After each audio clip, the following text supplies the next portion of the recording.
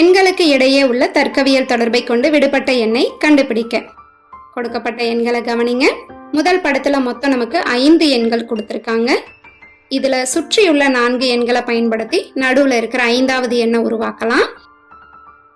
இப்ப முதல் எண்ணான 8ஓட 12 கூட்டுங்க, 20. மீண்டும் 14 கூட்டுங்க, 34. இதோட மீண்டும் 6 கூட்டுனா 40. ஆனா நமக்கு நடுவுல இருக்கக்கூடிய எண் 20 தான். அப்ப 40 20ஆ மாத்த ஒரு 2ஆல வகுத்துடலாமா?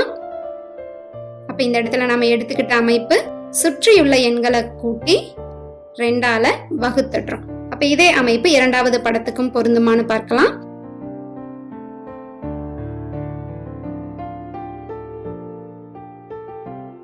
சரியா கிடைச்சிருச்சு.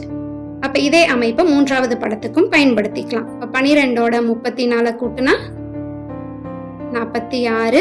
இதோட மீண்டும் 18 கூட்டுனா 64. மீண்டும் 16 கூட்டினா 80. 2ஆல வகுத்துட்டா 40. அப்ப சரியான பதில் ஆப்ஷன் சி 40.